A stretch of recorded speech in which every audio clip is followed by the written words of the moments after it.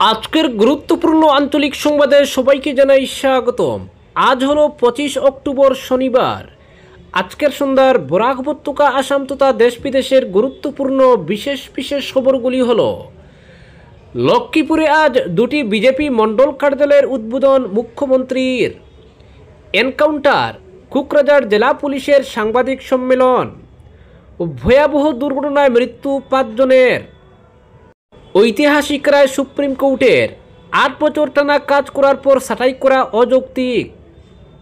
হাইলাকান্দির 103টি LP স্কুলে চালু হচ্ছে স্মার্ট ক্লাস। সুপ্রাকান্দিতে 8 বছরেও হলো না হেলিপ্যাড নির্মাণ, মেডিকেল কলেজ স্থাপন নিয়ে প্রতারণা। 20 বিঘা জমি ফেরত সহ ফসলের ক্ষতিপূরণ দাবি রাজ্য সরকারের কাছে।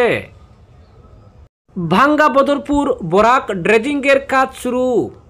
1.5 শতাধিক দরিদ্র পরিবারের জিওটেক হয়নি, ক্ষুব্ধ বঞ্চিতরা। রাজনগর খুলিচড়া জিপি। এবং সর্বশেষ খবরটি হলো, দক্ষিণ করিমগঞ্জে কংগ্রেস টিকিটের প্রতিযোগিতা তুঙ্গে, নতুন মুখ আইনজীবী হাসিনা। এবারে শুনুন বিস্তারিত খবর। বিজেপির আসল শক্তি হলো সংগঠন। প্রত্যেক স্তরের কর্মীরা যদি ঐক্যবদ্ধভাবে কাজ করেন, তাহলে আসন্ন নির্বাচনে বিজেপি আবারও ঐতিহাসিক বিজয় অর্জন করবে।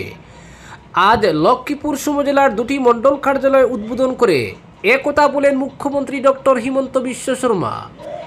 আজ মুখ্যমন্ত্রী একসঙ্গে লক্ষ্মীপুর ও বিন্নাকান্দি মণ্ডল বিজেপি কার্যালয় উদ্বোধন করেন। উদ্বোধনী অনুষ্ঠানে মুখ্যমন্ত্রীর সঙ্গে উপস্থিত ছিলেন লক্ষ্মীপুরের বিধায়ক তথা মন্ত্রী কৌশিক রায়, শিলচরের সাংসদ পরিমল শুক্লবৈদ্য, রাজ্যসভার সদস্য কনাথ পুরকাস্ত সহ বিশিষ্ট ব্যক্তিবর্গ। আজকের অনুষ্ঠানে জেলার বিভিন্ন মণ্ডল ও শাখা সংগঠনের নেতাকর্মী ও অসংখ্য বিজেপি সমর্থক উপস্থিত থেকে উচ্ছ্বাসে অনুষ্ঠানটি সফল করে তোলেন।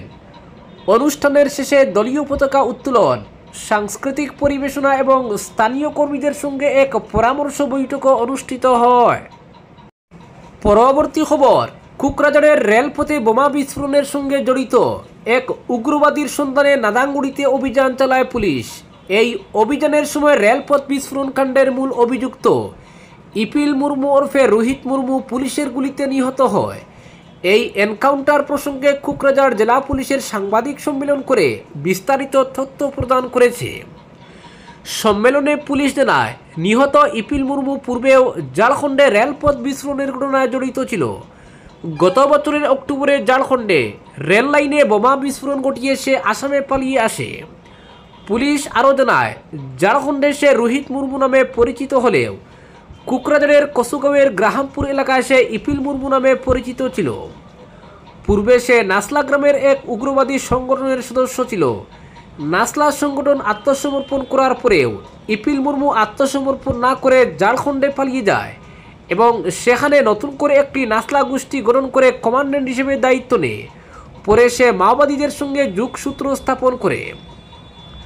পুলিশের তথ্য মতে, রোহিত মুর্মুকে খুঁজতে ঝাড়খণ্ড থেকে একটি বিশেষ পুলিশ দল আসামে আসে। 2015 সাল থেকে সে ঝাড়খণ্ডে নাশকতামূলক কার্যকলাপে লিপ্ত ছিল বলে জানায় কোকরাঝাড় পুলিশ। ঘটনাস্থল থেকে একটি পিস্তল, গ্রেনেড, ভোটার কার্ড এবং ঝাড়খণ্ডের আধার কার্ড উদ্ধার করা হয়েছে। পুরো ঘটনার সঙ্গে জড়িতদের সন্ধানে পুলিশি অভিযান অব্যাহত রয়েছে। অপরদিকে ভয়াবহ দুর্ঘটনায় মৃত্যু 5 জনের। মর্মান্তিক পথ দুর্ঘটনায় মৃত্যু হলো অন্তত 5 জনের, আহত 3। শুক্রবার রাতে দুর্ঘটনাটি ঘটে আগ্রার নাগলাবুদি এলাকায়। আহতরা হলেন বাবলি, ভানুপ্রতাপ, কমল, কৃষ্ণ এবং বন্তেশ। এক প্রত্যক্ষদর্শী জানান, যখন দুর্ঘটনা ঘটে তিনি দোকানের সামনে বসেছিলেন। তিনি দেখতে পান একটি গাড়ি প্রবল গতিতে গিয়ে একটি পাঁচিলে ধাক্কা মারে। সঙ্গে সঙ্গে প্রচণ্ড শব্দ হয়। দেখা যায় কিছু মানুষ ভিতরে আটকে রয়েছেন। সকলকে গাড়ি থেকে বের করা হয়। পুলিশ সূত্রে জানা গিয়েছে, প্রথমে দ্রুতগামী গাড়িটি একটি বাইককে ধাক্কা মারে, তারপর সেটি একটি ডিভাইডারে ধাক্কা মারে। এরপর সম্পূর্ণ নিয়ন্ত্রণ হারিয়ে পথের দ্বারা একটি পাঁচিলে গিয়ে ধাক্কা দেয়। আহতদের হাসপাতালে ভর্তি করা হয়েছে। দুর্ঘটনায় গাড়িটি পুরোপুরি দুমড়ে মুচড়ে গিয়েছে। দুর্ঘটনার পরই উন্মত্ত জনতা চালককে গাড়ি থেকে বের করে মারধর করতে থাকেন। পরে পুলিশ ঘটনাস্থলে পৌঁছালে তাকে উদ্ধার করা হয়। এরপরই গ্রেফতার করা হয় চালককে। তিনি মদ্যপ অবস্থায় গাড়ি চালাচ্ছিলেন কিনা তা খতিয়ে দেখা হচ্ছে। ঘটনার তদন্ত করছে পুলিশ। পরবর্তী খবর, ঐতিহাসিক রায় সুপ্রিম কোর্টের। 8 বছর টানা কাজ করার পর ছাঁটাই করা অযৌক্তিক। 8 বছর ধরে একটানা কাজ করার পর কোনো কর্মীকে চাকরি থেকে বরখাস্ত করা অযৌক্তিক।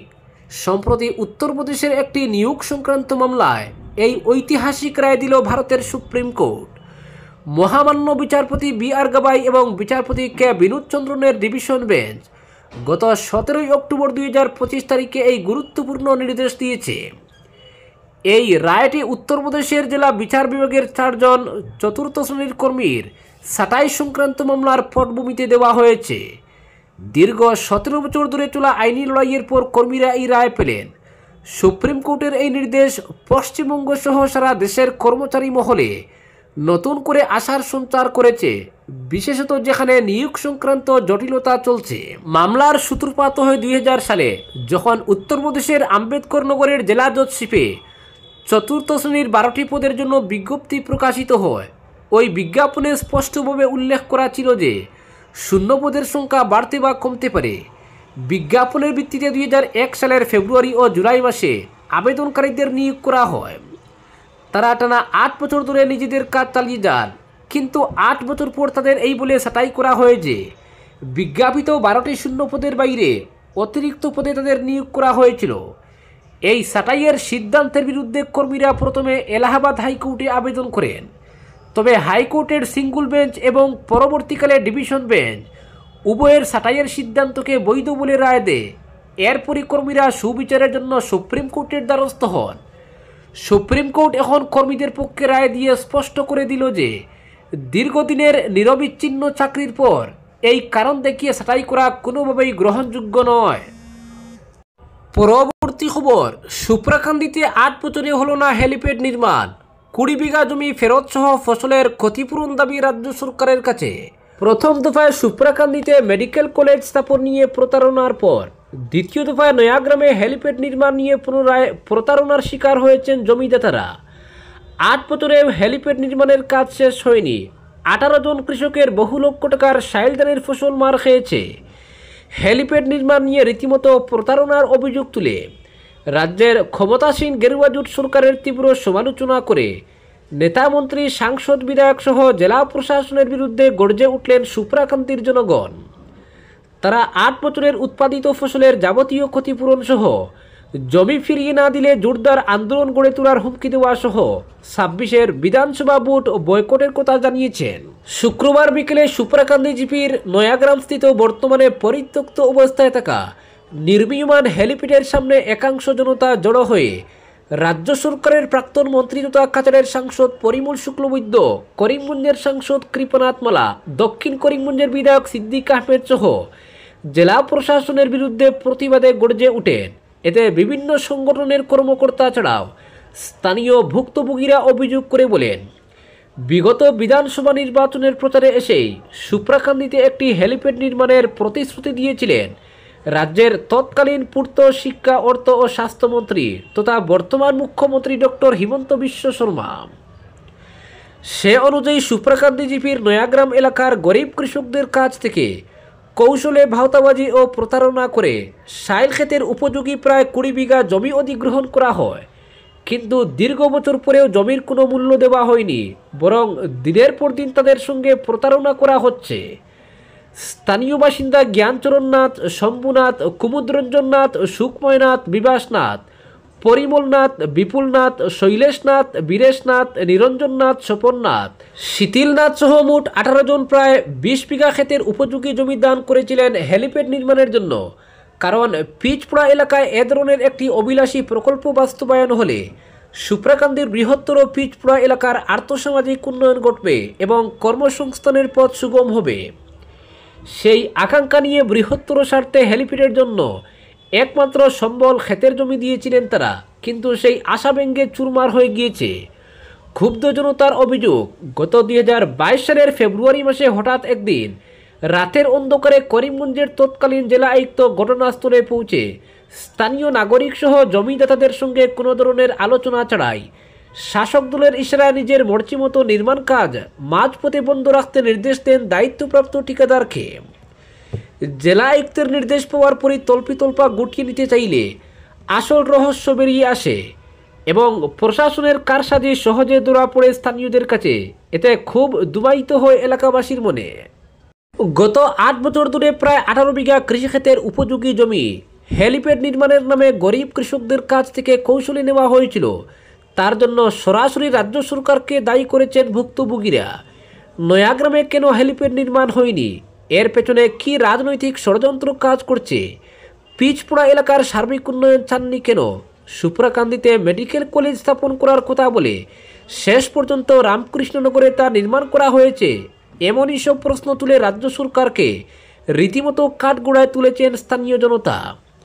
তারা 8 বছরের জমির ফসলের যাবতীয় ক্ষতিপূরণ সহ জমি ফেরত দিতে রাজ্যের মুখ্যমন্ত্রী ডক্টর হিমন্ত বিশ্ব শর্মার কাছে নালিশ জানিয়েছেন।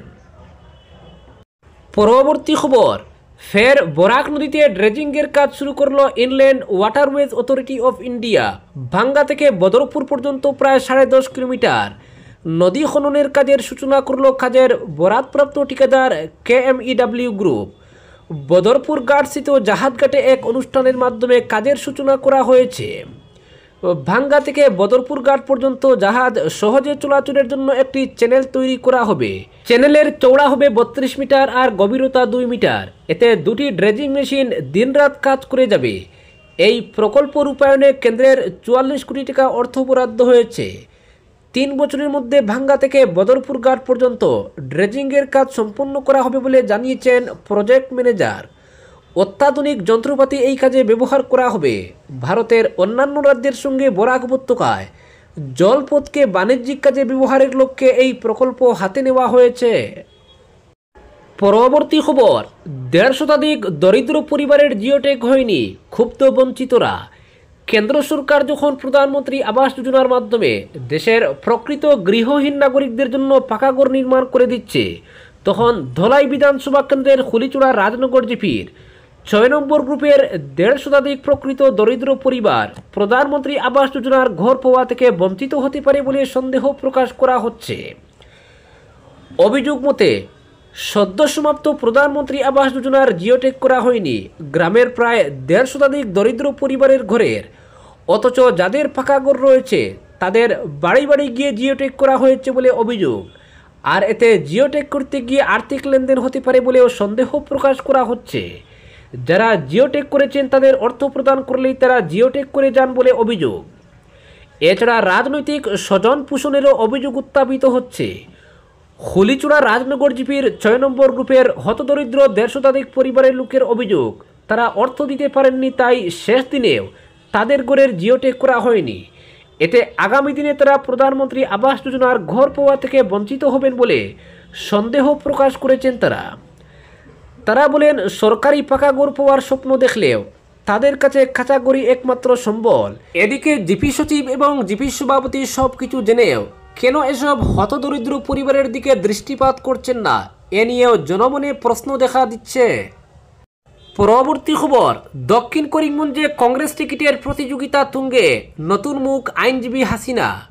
2026 সালের আসাম বিধানসভা নির্বাচনে দক্ষিণ করিমগঞ্জ কেন্দ্র হয়ে উঠেছে বরাক উপত্যকার অন্যতম রাজনৈতিক উত্তাপপূর্ণ কেন্দ্র। কংগ্রেস বনাম বিজেপির মুখোমুখি লড়াইয়ের মঞ্চে এখন আলোচনার কেন্দ্রবিন্দুতে কংগ্রেসের সম্ভাব্য প্রার্থী তালিকা। আর এতে প্রতিদিনই যুগ হচ্ছে নতুন নাম। সবচেয়ে সাম্প্রতিক সংযোজন হলেন আইনজীবী হাসিনা রহমান চৌধুরী। তার নাম ইতিমধ্যেই কংগ্রেস হাইকমান্ডের কাছে জমা পড়েছে বলে সূত্রের দাবি। এই তালিকায় আগেই ছিলেন হাফিজ রশিদ আহমেদ চৌধুরী, আব্দুল সবুর তাপাদার, আমিনুর রশিদ চৌধুরী, প্রাক্তন বিধায়ক আজিজ আহমেদ খান, রফিক আহমেদ চৌধুরী, আইনজীবী মমতাজ বেগম, আজিজুর রহমান তালুকদার সহ আরও অনেকে। এই কেন্দ্রে দীর্ঘদিন ধরে সংখ্যালঘু ভোট নির্ভর হওয়ায় রাজনৈতিক দলের দৃষ্টিতে অত্যন্ত গুরুত্বপূর্ণ। কিন্তু প্রশ্ন উঠছে, এই প্রার্থীদের মধ্যে কে আসলে স্থানীয় এবং কে বহিরাগত? বিশেষ করে কিছু প্রার্থী তাদের বক্তব্যে নিজেদের স্থানীয় বলে দাবি করলেও একাংশ সাধারণ মানুষের মতে অনেকেই সুযোগ সন্ধানী এবং শুধুমাত্র নির্বাচনের সময়ই এলাকায় সক্রিয় হন। বিশ্লেষকদের মতে দক্ষিণ করিমগঞ্জের ভোটাররা একসময় উচ্চশিক্ষিত প্রার্থীদের দিকে ঝুঁকলেও বিগত নির্বাচনের অভিজ্ঞতা তাদের সেই মনোভাব থেকে দূরে সরিয়ে দিয়েছে। তারা বিশ্বাস করেন হঠাৎ করে আসা নেতারা দৈনন্দিন সমস্যা বা বিপদের সময় পাশে থাকেন না। এই অবস্থায় বর্তমানে দক্ষিণ করিমগঞ্জের মাটিতে যারা কংগ্রেসের হয়ে সংগঠন করেছেন ও মানুষের পাশে রয়েছেন, ভোটাররা তাদের দিকেই বেশি ঝুঁকছেন বলে রাজনৈতিক মহলের পর্যবেক্ষণ। বর্তমানে দক্ষিণ করিমগঞ্জে কংগ্রেসের প্রার্থী তালিকায় প্রতিযোগিতা তুঙ্গে। কে পাবেন দলীয় টিকিট আর কে থেকে যাবেন অপেক্ষার তালিকায় তা এখনই বলা কঠিন। এদিকে দক্ষিণ করিমগঞ্জের আনাচে কানাচে কংগ্রেসের হয়ে সভা সমিতি করে যাচ্ছেন আইনজীবী হাসিনা রহমান চৌধুরী। আজকের বিশেষ সংবাদ এখানেই সমাপ্ত।